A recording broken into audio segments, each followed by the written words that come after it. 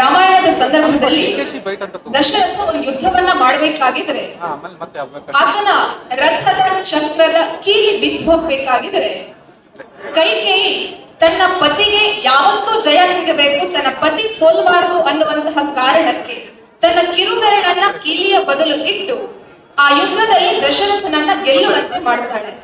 ಇದರಿಂದ ಖುಷಿಗೊಂಡಂತಹ ದಶರಥ ಕೈಕೇಯಿ ಹತ್ರ 2 ವರ ಕೇಳು, ಆ ವರವನ್ನ ನಾನು ಕೊಡ್ತೇನೆ ಅಂತ ಹೇಳಬೇಕಾಗಿದ್ರೆ ಕೈಕೇಯಿ ಹೇಳ್ತಾಳೆ, ನಾನು ಸಮಯ ಬಂದಾಗ ಕೇಳುತ್ತೇನೆ. ಈಗ ನಾನು ಅಯೋಧ್ಯೆಯಲ್ಲಿ ಬಹಳ ಆರಾಮವಾಗಿದ್ದೇನೆ, ನನಗೆ ಬೇಕಾದಂತಹ ಎಲ್ಲವನ್ನು ಸಹ ಮಹಾರಾಜನಾಗಿ ನೀನು ಕೊಡ್ತಾ ಇದ್ದಿ. ಮುಂದೆ ಯಾವತ್ತಾದ್ರೂ ಒಂದು ಸಂದರ್ಭದಲ್ಲಿ ನನಗೇನಾದ್ರೂ ಬೇಕು ಅನ್ನುವಂತಹ ಆಲೋಚನೆ ಕಲ್ಪನೆಗಳು ಬಂದಾಗ ಖಂಡಿತವಾಗಿಯೂ ನಾನು ಈ 2 ವರಗಳನ್ನ ನಿನ್ನ ಹತ್ರ ಬೇಡಿಕೊಳ್ಳುತ್ತೇನೆ ಅಂತ. ಸರಿ, ವರ್ಷಗಳು ಮುಂದೆ ಹೋಯಿತು. ಅಯೋಧ್ಯೆಯ ಮಡಿಲಿನಲ್ಲಿ 4 ಕುವರರ ಜನ್ಮ ಆಗ್ತದೆ. ಕೈಕೇಯಿಗೆ ತನ್ನ ಸ್ವಂತ ಮಗ ಭರತನಕ್ಕಿಂತ ಒಂದು ಹಿಡಿ ರಾಮನ ಮೇಲೆ ಪ್ರೀತಿ ಜಾಸ್ತಿ ಇರ್ತದೆ. ದಶರಥನಿಗೆ ವಯಸ್ಸಾಗ್ತದೆ.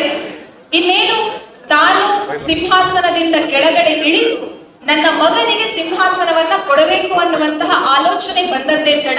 ವಸಿಷ್ಠರನ್ನೆಲ್ಲ ಕರೆದು ರಾಮನಿಗೆ ಪಟ್ಟಾಭಿಷೇಕ ಮಾಡಬೇಕು ಅನ್ನುವಂತಹ ಕಲ್ಪನೆಯನ್ನ ಕೊಡಬೇಕಾಗಿದ್ರೆ ಇಡೀ ಅಯೋಧ್ಯೆ ಶ್ರೀರಾಮನ ಪಟ್ಟಾಭಿಷೇಕಕ್ಕಾಗಿ ತಮ್ಮ ಮನೆಗಳನ್ನ ಸಿಂಗರಿಸಿತು. ಮರ್ಯಾದಾ ಪುರುಷೋತ್ತಮ ಪ್ರಭು ಶ್ರೀರಾಮಚಂದ್ರ ಅಂತ ಹೇಳಿದ್ರೆ ಜನಮಾನಸದಲ್ಲಿ ಅತ್ಯಂತ ಅದ್ಭುತವಾದಂತಹ ಸ್ಥಾನವನ್ನ ಪಡೆದುಕೊಂಡಿದ್ದಂತಹ ಕುವರ. ಅಂತಹ ರಾಜಕುಮಾರನಿಗೆ ಅಯೋಧ್ಯೆಯ ಪಟ್ಟಾಭಿಷೇಕ ಅನ್ನುವಂತಹ ಕಲ್ಪನೆಯೇ ಜನರಿಗೆ ಬಹಳ ಸಂತೋಷವನ್ನ ಉಂಟು ಮಾಡಿತ್ತು. ಈ ಆಲೋಚನೆಯನ್ನ ಕೇಳಬೇಕಾಗಿದ್ರೆ ಕೈಕೇಯಿಗೆ ಕೌಸಲ್ಯಗಿಂತ ಹೆಚ್ಚು ಖುಷಿ ಆಗ್ತದಂತೆ. ಆಕೆ ಹುಚ್ಚಾಪಟ್ಟೆ ಸಂಭ್ರಮಿಸ್ತಾಳೆ, ರಾಮನಿಗೆ ಪಟ್ಟಾಭಿಷೇಕ ಅಂತ. ಇಂತಹ ಅದ್ಭುತವಾದಂತಹ ಅಮ್ಮ ಆಕೆ ಅಂತ ಹೇಳಿದ್ರೆ ಒಂದು ಹಂತಕ್ಕೂ ಸಹ ತನ್ನ ಅಕ್ಕ, ತನ್ನ ಸವತಿ ಕೌಸಲ್ಯೆಯ ಮಗನಿಗೆ ಪಟ್ಟಾಭಿಷೇಕ ಅನ್ನುವ ಆಲೋಚನೆ ಬಂದಿರಲಿಲ್ಲ. ದಶರಥ ಯಾವಾಗ ರಾಮನಿಗೆ ಪಟ್ಟಾಭಿಷೇಕ ಅಂತ ಹೇಳ್ತಾನೆ, ತನ್ನ ಸ್ವಂತ ಮಗನಿಗೆ ಪಟ್ಟಾಭಿಷೇಕ ಅಂತ ಹೇಳ್ಕೊಂಡು ಕೈಕೇಯಿ ಬಹಳ ಸಂಭ್ರಮವನ್ನ ಆಚರಣೆ ಮಾಡಬೇಕಾಗಿದ್ರೆ ಅಲ್ಲೊಬ್ಬ ಮಂಥರೆ ಇದ್ಲು. ರಾಮಾಯಣಕ್ಕೆ ಕಾರಣವಾದಂತಹ ಮಂಥರೆ ಆಕೆ. ಮಂಥರೆ ಬೋಧನೆಯನ್ನ ಮಾಡ್ತಾಳೆ. ಒಂದು ವೇಳೆ ರಾಮನಿಗೆ ಪಟ್ಟಾಭಿಷೇಕ ಆಯಿತು ಅಂತಾದ್ರೆ, ಎಲೆ ಕೈಕೇಯಿ ನೀನು ಮಲತಾಯಿ, ಮಹಾರಾಣಿಯಾಗಿ ವಿಜೃಂಭಿಸುವಂತಹದ್ದು ಕೌಸಲ್ಯೆಯೇ ಹೊರತು ನೀನು ಒಂದು ಪಟ್ಟು ಜಾಸ್ತಿ ಪ್ರೀತಿಯನ್ನ ಕೊಟ್ಟಿದ್ದಿ ಅಂತ ಹೇಳಿಕೊಂಡು ಕೈಕೇಯಿಯನ್ನ ಮಹಾರಾಣಿಯನ್ನಾಗಿ ರಾಜಮಾತೆಯನ್ನಾಗಿ ಕೂತ್ಕೊಳ್ಳಿಸುವುದಿಲ್ಲ. ನೀನು ಎಂತಹ ಕೆಟ್ಟ ಕೆಲಸವನ್ನ ಮಾಡ್ತಾ ಇದ್ದಿ ಅಂತ ಹೇಳಿದ್ರೆ ನಿನಗೆ ಆಲೋಚನೆಯೂ ಸಹ ಇಲ್ಲ.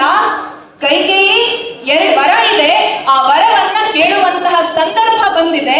ಮೊದಲನೆಯ ವರವಾಗಿ ರಾಜಕುಮಾರ ರಾಮನನ್ನ 14 ವರ್ಷಗಳ ಕಾಲ ಕಾಡಿಗೆ ಕಳುಹಿಸು. 2ನೆಯ ವರವಾಗಿ ನಿನ್ನ ಗರ್ಭದಿಂದ ಜನಿಸಿದಂತಹ ಭರತನಿಗೆ ಅಯೋಧ್ಯೆಯ ಪಟ್ಟಾಭಿಷೇಕ ಆಗಬೇಕು ಅನ್ನುವಂತಹ ಕಲ್ಪನೆಯನ್ನ ನೀನ್ ದಶರಥನಲ್ಲಿ ಹೇಳಬೇಕು ಅಂತ ಹೇಳಬೇಕಾಗಿದ್ರೆ ದಶರಥ ತುಂಬಾ ಮರುಗ್ತಾನೆ. ಆ ವರಗಳನ್ನ ಕೇಳುವುದಕ್ಕಿಂತ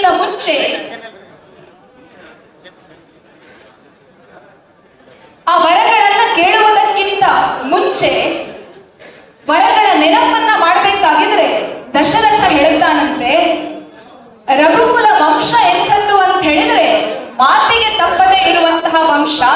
ನಾನು ನಿನಗೆ ಯಾವ 2 ವರಗಳನ್ನ ಕೊಟ್ಟಿದ್ದೇನೆ ಅದನ್ನ ನಾನು ಖಂಡಿತವಾಗಿಯೂ ಸಹ ನೆರವೇರಿಸ್ತೇನೆ ಅನ್ನುವಂತಹ ಕಲ್ಪನೆಯನ್ನ ಕೊಡಬೇಕಾಗಿದ್ರೆ ಕೈಕೇಯಿ ಈ 2 ವರಗಳನ್ನ ಕೇಳ್ತಾಳೆ. ದಶರಥನಿಗೆ ಕೊಡಬೇಕೋ ಬಿಡಬೇಕು ಅನ್ನುವಂತಹ ದ್ವಂದ್ವ ಬಂದಾಗ ಆಲೋಚನೆ ಮಾಡಿ, ನಾಳೆ ದಿವಸ ರಾಮನಿಗೆ ಪಟ್ಟಾಭಿಷೇಕ ಅಂತ ಹೇಳಿ ಕೇವಲ ಅಯೋಧ್ಯೆ ಮಾತ್ರ ಅಲ್ಲ, ಇಡೀ ಭಾರತವೇ ಭರತ ವರ್ಷವೇ ಖುಷಿಯಲ್ಲಿತ್ತು. ರಾಮನು ಸ್ವತಃ ನಾಳೆ ದಿವಸ ನಾನು ರಾಜನಾಗ್ತೇನೆ ಅನ್ನುವಂತಹ ಕಲ್ಪನೆಯಲ್ಲಿದ್ದಾಯ್ತು.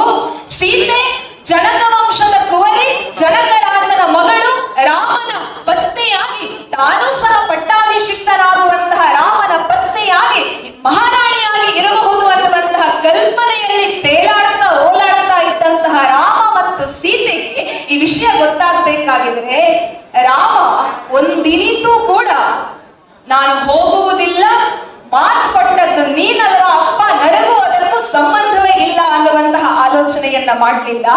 ನಾಳೆಯ ದಿವಸ ರೇಷ್ಮೆ ವಸ್ತ್ರವನ್ನ ತೊಟ್ಟು ಗಂಗಾಜಲವನ್ನ ತಲೆಯಿಂದ ಕಾಲಿನವರೆಗೆ ಹರಿಸಿಕೊಂಡು ಪಟ್ಟಾಭಿಷಿಕ್ತರಾಗಬೇಕು ಅನ್ನುವ ಕಲ್ಪನೆಯಲ್ಲಿ ಇದ್ದಂತಹ ರಾಮ ಒಂದೇ ಒಂದು ಸೆಕೆಂಡಿನಲ್ಲಿ ಅದೆಲ್ಲವನ್ನ ತೊರೆದು ನಾರು ವಸ್ತ್ರವನ್ನ ಉಟ್ಟುಕೊಂಡು ಅಪ್ಪ ಅಮ್ಮನ ಎದುರುಗಡೆಯಲ್ಲಿ ಬರಬೇಕಾಗಿದ್ರೆ ಕೌಸಲ್ಯ ಒಂದು ಸಲ ರಾಮನನ್ನ ನೋಡ್ತಾಳೆ.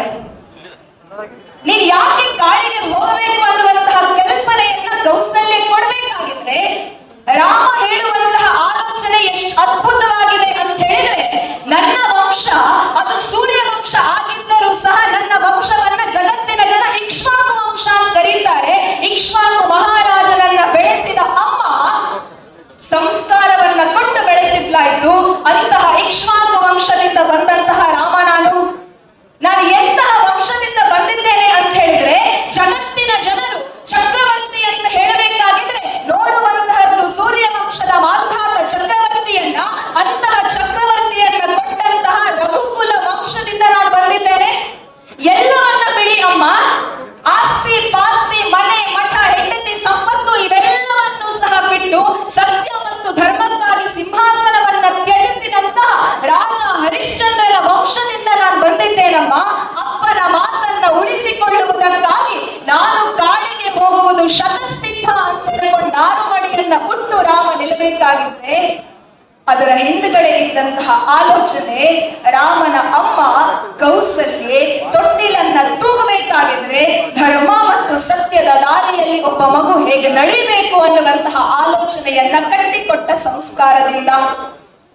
ಇನ್ನೂ ಅದ್ಭುತ ಏನು ಅಂತ ಹೇಳಿದ್ರೆ, ಕೈಕೇಯಿಯ ಮಾತಿದ್ದದ್ದು ರಾಮ ಕಾಡಿಗೆ ಹೋಗಬೇಕು ಅಂತ. ರಾಮ ಮತ್ತು ಸೀತೆ ಕಾಡಿಗೆ ಹೊರಟು ನಿಲ್ಲಬೇಕಾಗಿದ್ರೆ ಲಕ್ಷ್ಮಣ ಅಣ್ಣನ ಜೊತೆಯಲ್ಲಿ ತಾನು ಸಹ ಹೋಗ್ತೇನೆ ಅಂತ ಹೇಳ್ಕೊಂಡು ನಾರುಮಡಿಯನ್ನ ಉಟ್ಟು ಬರಬೇಕಾಗಿದ್ರೆ ಸುಮಿತ್ರೆಗೆ ಹೇಳಬಹುದಾಗಿತ್ತು, ಅಯ್ಯೋ ರಾಮ ಕಾಡಿಗೆ ಹೋಗ್ತಾ ಇದ್ದಾನೆ, ಭರತನಿಗೆ ಪಟ್ಟಾಭಿಷೇಕ ಆಗ್ತಾ ಇದೆ, ಒಂದು ವೇಳೆ ನೀನು 14 ವರ್ಷಗಳ ಕಾಲ ಭರತನ ಜೊತೆಯಲ್ಲಿ ಅಡ್ಜಸ್ಟ್ಮೆಂಟ್ ಪಾಲಿಟಿಕ್ಸ್ ಮಾಡ್ತೀಯ ಅಂತಾದ್ರೆ 14 ವರ್ಷಗಳ ಈ ಹೊತ್ತಿನಲ್ಲಿ ರಾಮನನ್ನ ಜನ ಮರ್ತು ಬಿಡ್ತಾರೆ. ನಿನ್ನ ಪಾಲನ್ನ ನೀನು ಕೇಳಿ ಅಯೋಧ್ಯೆಯ ಇನ್ನೊಂದು ಭಾಗದಲ್ಲಿ ನೀನೇ ರಾಜನಾಗಬಹುದಲ್ವಾ ಮಗನೇ ಅನ್ನುವಂತಹ ಮಾತನ್ನ ಸುಮಿತ್ರೆಗೆ ಹೇಳುವಂತಹ ಎಲ್ಲ ಅವಕಾಶಗಳು ಇತ್ತು. ಆದ್ರೆ ಭಾರತದ ಅಮ್ಮ ಎಷ್ಟು ಶ್ರೇಷ್ಠವಾಗಿ ನಿಲ್ತಾಳೆ ಅಂತ ಹೇಳಿದ್ರೆ, ಮಗ ನಾರುಮಡಿಯನ್ನ ಹುಟ್ಟಿ ಎದುರುಗಡೆ ಬರಬೇಕಾಗಿದ್ರೆ ಅಮ್ಮ ಹೇಳುವಂತಹದ್ದು ಒಂದೇ, ಮಗ ರಾಮಂ ದಶರಥಂ ವಿದ್ಧಿ ಮಾಂ ವಿದ್ಧಿ ಜನಕಾತ್ಮಜ ಅಯೋಧ್ಯಾಂ ಅಟವೀಂ ವಿದ್ಧಿ ಗಚ್ಚತಾತ ಯಥಾ ಸುಖಂ. ಒಂದು ಕ್ಷಣವೂ ಸಹ ಮಗ ನನಗಾಗಿ ನಿಲ್ಲು ಅನ್ನುವಂತಹ ಆಲೋಚನೆಯನ್ನ ಕಲ್ಪನೆಯನ್ನ ಆ ತಾಯಿ ಕೊಡಲೇ ಇಲ್ಲ.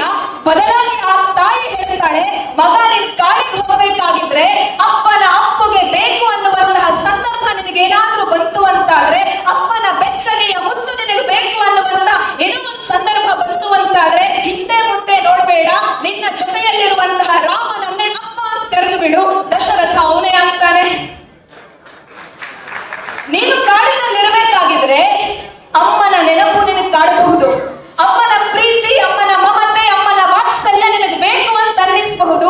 ಆ ಸಂದರ್ಭದಲ್ಲಿ ಅಮ್ಮ ಅಂತ ಸೌಮಿತ್ರೆ ನಿನಗೆ ಕರೆದ್ರೆ ಓ ಮಾಡ್ಲಿಕ್ಕೆ ಸುಮಿತ್ರೆ ನಾನು ಅಲ್ಲಿರೋದಿಲ್ಲ, ಬದಲಾಗಿ ನಿನ್ನ ಜೊತೆಯಲ್ಲಿ ಅಣ್ಣನ ಜೊತೆಯಲ್ಲಿರುವಂತಹ ಅತ್ತಿಗೆಯನ್ನೇ ಒಂದು ಕ್ಷಣಕ್ಕೆ ಸುಮಿತ್ರೆ ಅಂತ ಅಂದುಕೋ.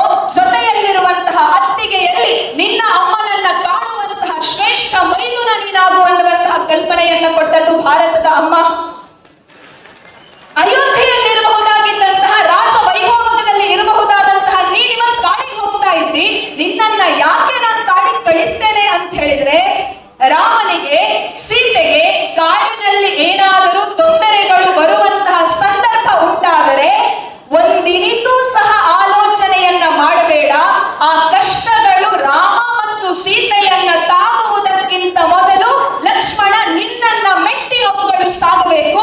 ಅಂತಹ ಮಗನಾಗಿ, ಅಂತಹ ತಮ್ಮನಾಗಿ, ಅಂತಹ ಮೈದುನನಾಗಿ ರಾಮನಿರುವಂತಹ ಕಾಡಿನಲ್ಲಿಯೇ ಅಯೋಧ್ಯೆಯನ್ನ ಕಾಣುವಂತಹ ಮಗನಾಗಿ ನೀನು ಹೋಗಬೇಕು ಅನ್ನುವಂತಹ ಆಲೋಚನೆಯನ್ನ ತನ್ನ ಪುಣ್ಯ ಗರ್ಭದಿಂದ ಬಂದಂತಹ ಒಂದು ಶಿಶುವಿಗೆ ಅಮ್ಮ ಕೊಡ್ತಾಳೆ ಅಂತಾದ್ರೆ ಭಾರತದ ಅಮ್ಮ ಅದು ಎಷ್ಟು ಶ್ರೀಮಂತಿಕೆಯನ್ನ ಸಂಸ್ಕಾರವನ್ನ ಹೊಂದಿದ್ದಂತಹ ಅಮ್ಮ ಅನ್ನುವಂತಹ ಕಲ್ಪನೆಯನ್ನ ಆಲೋಚನೆಯನ್ನ ಮಾಡ್ಲಿಕ್ಕೆ ಸಾಧ್ಯ ಇದೆ.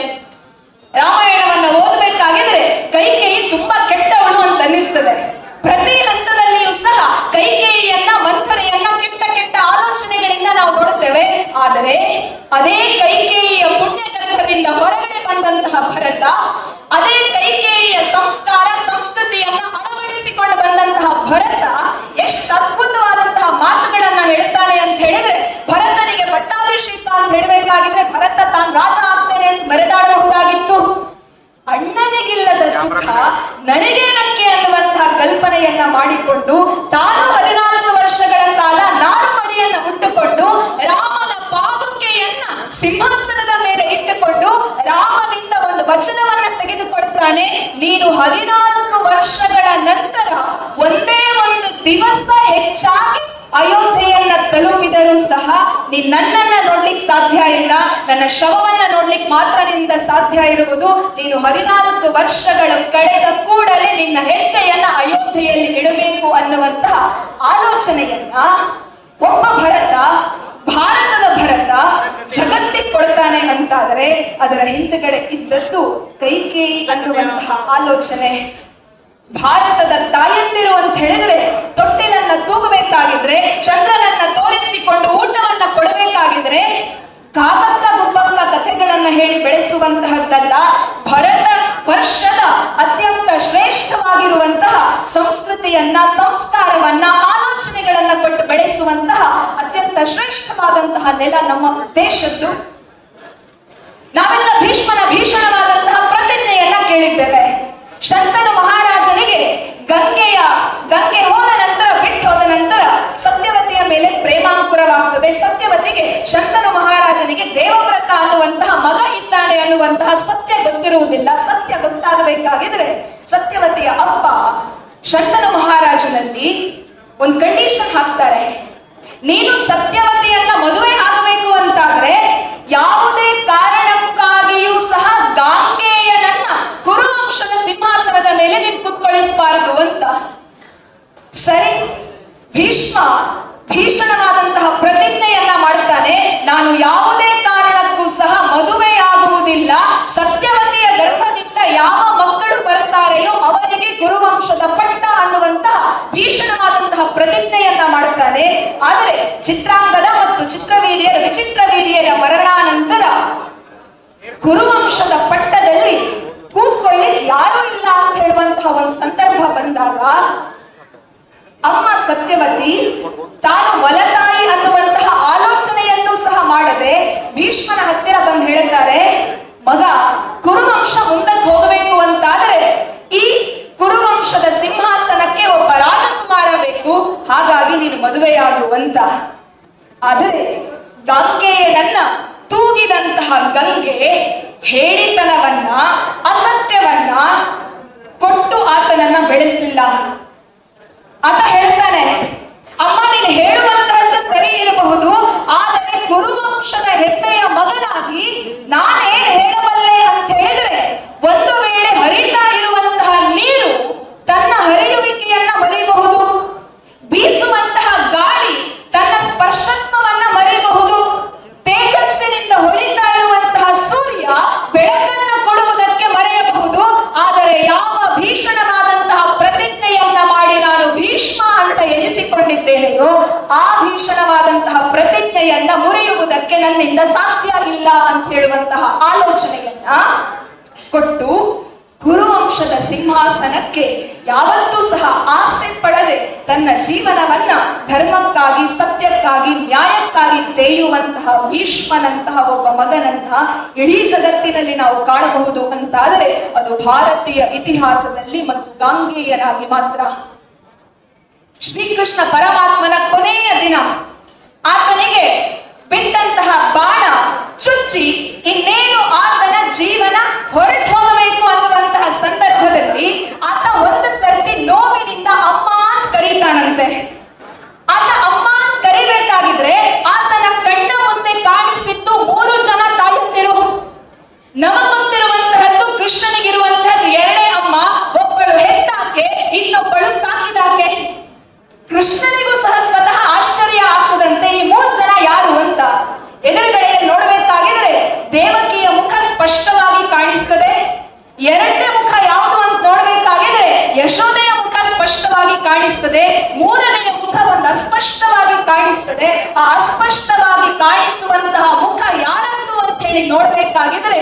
ಕೃಷ್ಣನಿಗೆ ಗೊತ್ತಾಗ್ತದಂತೆ, ಯಾವ ಕೃಷ್ಣ ಬಾಲಕನಾಗಿ ಆಟ ಆಡಬೇಕಾಗಿದ್ರೆ ಕಂಸನ ಕುತಂತ್ರದಿಂದ ಪೂತನೆ ಅನ್ನುವಂತಹ ರಾಕ್ಷಸಿ ಮೊಲೆಯೂಡಿಸ್ಲಿಕ್ಕೆ ಅಂತ ಹೇಳಿಕೊಂಡು ಬರ್ತಾಳೆ. ಆ ತಾಯಿ ತನ್ನ ಸ್ತನಗಳಲ್ಲಿ ಹಾಲಾಹಲವನ್ನೇ ತುಂಬಿಕೊಂಡಿದ್ದರೂ ಸಹ ಆ ಹಾಲಾಹಲವನ್ನ ಉಳಿಸ್ಬೇಕಾಗಿದ್ರೆ ಒಂದು ಕ್ಷಣಕ್ಕೆ ಕೃಷ್ಣನನ್ನ ಮಗು ಅನ್ನುವಂತಹ ಪ್ರೀತಿಯಿಂದ ನೋಡ್ತಾಳೆ. ಆ ಕಾರಣಕ್ಕಾಗಿ ಕೃಷ್ಣ ಹಾಲಾಹಲವನ್ನ ಉಳಿಸ್ಲಿಕ್ಕೆ ಬಂದಂತಹ ಅಮ್ಮನಿಗೂ ಸಹ ಮಾತೃತ್ವದ ಸ್ಥಾನವನ್ನ ಕೊಟ್ಟಂತಹ ಒಂದು ದೇಶ ಇದೆ ಅಂತಾದ್ರೆ ಅದು ನನ್ನ ಭಾರತ ಮಾತ್ರ, ನನ್ನ ಸಂಸ್ಕೃತಿಯಲ್ಲಿ ಮಾತ್ರ, ನನ್ನ ಸಂಸ್ಕಾರದಲ್ಲಿ ಮಾತ್ರ. ಎಷ್ಟು ಅದ್ಭುತವಾಗಿ ನಮ್ಮ ದೇಶದ ಜನ ಅಮ್ಮನನ್ನ ಆದರಿಸ್ತಾರೆ, ಅಮ್ಮನ ಆಲೋಚನೆಗಳನ್ನ ಕೊಡ್ತಾರೆ ಅಂತ ಹೇಳಿದ್ರೆ, ಈಗಾಗಲೇ ನಾನು ಲಕ್ಷ್ಮಣನ ಕಥೆಯನ್ನ ಹೇಳಿದೆ. ಈ ದೇಶದಲ್ಲಿ ಒಬ್ಬ ಅಮ್ಮ ಒಬ್ಬ ಹೆಂಡತಿಯಾಗಿ ಎಷ್ಟು ಸುಂದರವಾದಂತಹ ಕೆಲಸವನ್ನ ಮಾಡಬಲ್ಲಳು ಅನ್ನುವುದನ್ನ ಲಕ್ಷ್ಮಣನ ಜೀವನದಿಂದ ನಮ್ಗೆ ತಿಳಿಲಿಕ್ಕೆ ಸಾಧ್ಯ ಇದೆ. ಸುಮ್ಮನೆ ಆಲೋಚನೆ ಮಾಡಿ, ಇಲ್ಲಿ ಕೂತಿರುವಲ್ಲಿ ತುಂಬಾ ಜನ ಅಡ್ವೊಕೇಟ್ಸ್ ಇರಬಹುದು. ಮೊನ್ನೆ ತಾನೇ ಅತುಲ್ ಸುಭಾಷ್ ಅನ್ನುವಂತಹ ಒಬ್ಬ ವ್ಯಕ್ತಿ ಹಲವಾರು ಚಿಂತನೆಗಳನ್ನ ಕೊಟ್ಟು ನಮಗೆಲ್ಲರಿಗೂ ಸಹ ಆಲೋಚನೆಯನ್ನ ಮಾಡಬೇಕಾದಂತಹ ಅನಿವಾರ್ಯತೆಯನ್ನ ತಂದಿಟ್ಟು ಹೋದರು.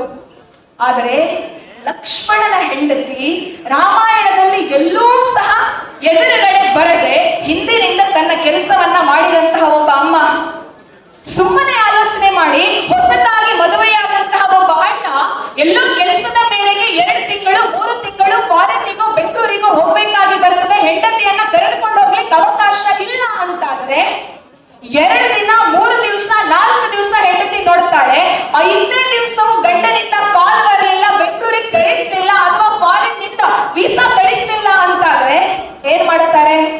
ಹುಬ್ಬಳ್ಳಿಯಲ್ಲಿ ದ ಬೆಸ್ಟ್ ಸಿವಿಲ್ ಅಡ್ವೊಕೇಟ್ ಯಾರಿದ್ದಾರೆ ಅಂತ ಹೇಳ್ಕೊಂಡು, ಫ್ಯಾಮಿಲಿ ಅಡ್ವೊಕೇಟ್ ಯಾರಿದ್ದಾರೆ ಅಂತ ಹೇಳ್ಕೊಂಡು ಹುಡುಕೊಂಡು ಹೋಗ್ತಾರೆ ಡಿವೋರ್ಸ್ ಚೀಟಿಗೆ ಸೈನ್ ಹಾಕ್ಲಿಕ್ಕೆ.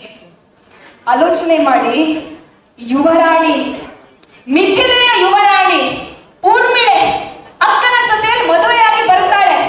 ಗಂಡ ಅಯೋಧ್ಯೆಯನ್ನ ಬಿಟ್ಟು ಹೊರಗಡೆ ಹೋಗಬೇಕಾದಂತಹ ಯಾವ ರೀತಿ ರಿವಾಜು ಕಾನೂನುಗಳು ಇರಲಿಲ್ಲ.